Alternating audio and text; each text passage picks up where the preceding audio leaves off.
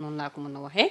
mi honorable député Cheikh Bara Ndiaye mu àddu si depuis boobu ba tey sax daan na àddu ci lu bari par rapport ak ni président de la république di doxalee ak ki nga xam ne moom mooy premier ministre am mais démb dafa am nouvelle boo xam ne quand même secoué na toile bi muy que audience boo xamante ne président de la république recevoir na ki nga xamante ne moom moo nekkoon ancien premier ministre di monsieur Amadou Ba. Baara de moom a ëpp ay ruq xam nga moom xëy na dafa am ay ay xeetu dog yoo xam ne bu ko defee day gis lu nit ñi gisul d'ailleurs maa ngi koy nuyu man xaw ma loolu muy wax lan la te man sincèrement nga baal ma de mais lan la man ku président de la république dalal la comme dalalul foofu nekkatul la débat parce que dafa am benn pas boo xam ni daf ko franchir mooy bu demee ba toog ñi nga xam ni ñu bare ci ñoom bu doon ñoom la rek moom du falu ñoom la jël préféré ànd ak ñoom ci ba muy fete xaw ma 2 ans am la ñun ñi taxoon mu falu àndu ca kenn ci ñun tey may dégg mu naan day massifier ñooñu di def ay tournée te ñun kenn ci ñun bokk ci je considère que jël na yoonu boppam man nag xam nga dama yàgg di wax toujours dafa bokk ci ñun na dellu siwaat maa ngi koy ñaan ba tey xamul tax ma koy ñaan pour l'intérêt du Sénégal parce qu'on est dans un pays sous-développé 2 ans lañ fi def des na 3 ans instabilité politique dafa bokk ci sous-développement réew mi dañ ko war a tabax te réew boo koy tabax ay investisseurs war a ñëw du teg seen xaalis instabilité politique dafay delloo réew ginnaaw tey fii léegi 3 ans bu ñu duggee ci jiixi jaaxa boobu politique économiquement mun na nekk un frein à notre développement surtout parce que ñu ngi gis benn débat buy voilà donc man toujours damay ñaan mais terewul quand même ma lucide xam ni les actes qui se posent ce sont des actes qui se posent contre nous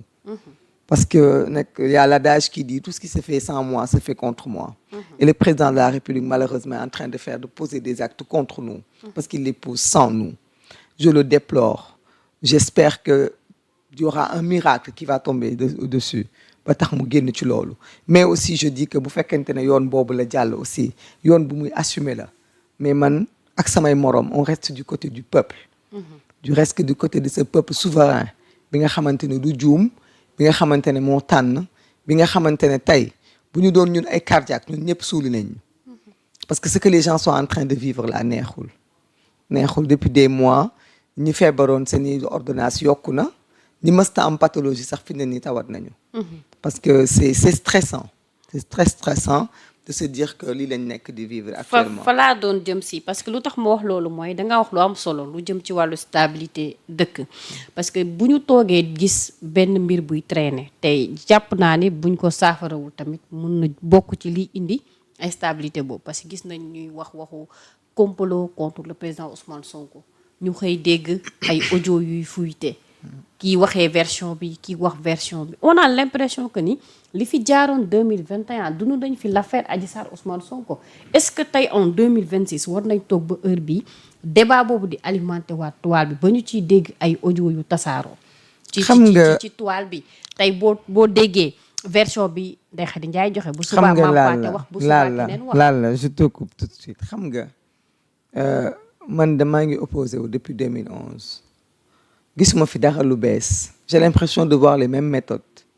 des méthodes de diversion pour que li nga xam ne moo am solo duñ ci wax ñu wax ci leneen tey la hausse des recettes fiscales dafa yokku de 394 milliards gouvernement bi fi mu toll nii déficit bi daf ko contrôler gouvernement bi fi mu toll nii dafa def gestion sérieuse et efficace de la dette adduna bi yëpp nangu ko redressement en marche lañ nekk jamono ji et on choisit pendant ce temps-là que le gouvernement fait ses résultats magnifiques excellents ba nga xam ni même la sous-région nit ñi ñu ngi jéem di xool ci suñu modèle sans les bailleurs internationaux sans les grands fonds on réussit à rester debout à tenir ce pays-là Sénégal di enregistrer des résultats yu nga xam ni tey xalaatuñu woon ni ñi nga xam ne ñooñu waroon lebal ci àdduna bi te lebaluñu kenn xalaatul woon dinañ tenir les institutions Bretton Woods mais ñun ñu ciy génn on nous met des débats de diversion Serigne Saliou Guèye maa ngi koy nuyu mu ngi woowee loolu fait divers man du ma dugg ci débat yooyu man du ma dugg ci détail yooyu parce que dama xam man ñi ma fal kii ma fal li ñu nekk di liggéey ñu ngi avancer le gouvernement est transparent le gouvernement est résilient le gouvernement est performant les gens travaillent il y a des gens ils veulent pas lu gis loolu ils veulent pas ñu gis ni réew mi bi ñu toogee ba léegi suuf suñu doon caxat-caxatee dakk na bi mu toogee ba léegi ma ne alal bi ñu doon séddoo dakk na bi ñu toogee ba léegi càcc geeg milliards yi ñu doon jël di ko génnee réew mi dakk na bi ñu toogee ba léegi ay nit ñoo koy wax appartement meublé yi voyage yeeg caxat-caxate bi jeex na bëgguñu nga wax ci loolu dañ lay indil ay faits divers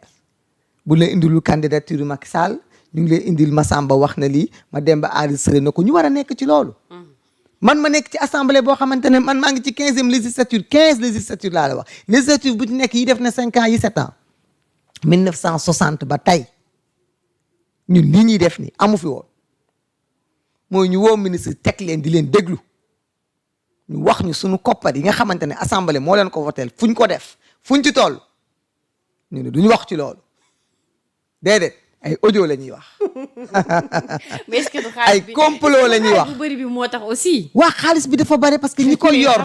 ñi yor xaalis bi ne kaay leen waa xam nga nag looloo tax nag looloo tax nag déedéet xaalis bi da ngay wax ci ñi nga xam ne ñooy financer yenn médias yi bu ñu yeewoo defal leen à la carte comme ku nekk restaurant bind leen ci lii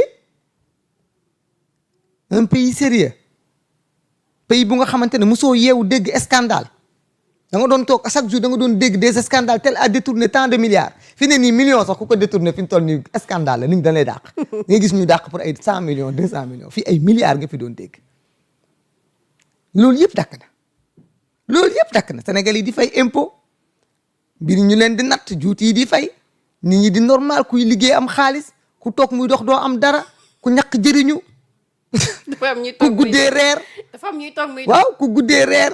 ku xëy ndekki ñu ne am na ñoo xamante ne ñoom dañu ne dañuy tëdd seen biir kër yi ne non non ñun foofu lañ bëgg a dellu sénégalais yi ñoo lànk delluwuñ foofu gis nga sénégalais lu muy metti metti danoo jël benn yoon boo xamante ne biñ koy jaar xam nañ lu muy laaj sénégalais yi bi ñuy won waa kër Macky Sall yi ginnaaw DG milliardaire yaa ngi fi woon ministre multimilliardaire yaa ngi fi woon borom maletu guddi yi ñu ngi fi woon borom phobie yaa ngi fi woon ñëpp a ngi fi woon sénégalais yi ñoo leen wàcc ñoo ne leen suñu yaay ak suñuy papa dañ leen a topp ba màgget yoruñu dara ngeen jël dëkk bi yëpp séddoo ko def ko ay immeuble gratte-ciel ñun tey location di ñu waaj a rey te booba da ngeen ñu doon jox ay 50 000 ak 100 000 bëggatuñu dañu bëgg réew mi jaar ci yoon kuy liggéey fayeeku ku jàng boo postuler appel à candidature am liggéey looloo am ñun suñu assemblée bi sax appel à candidature pour les postes de kii aide parlementaire assistant parlementaire am ko ci yeneen direction am ko ci yeneen service sénégalais looloo taxoon ñu fàllu sénégalais dañu ne dañoo bëgg suuf si ngeen sàmmal ko suñu génération yi di ñëw dañoo bëgg li nga xamante ne moom mooy courant bi ngeen wàññi ko essence bi ngeen wàññi ko wàññi loyer yi wàññi pouvoir d'achat ñu ngi ci en tout cas alalu Sénégal moom dootuñu ko caxat-caxatee fii ci réew mi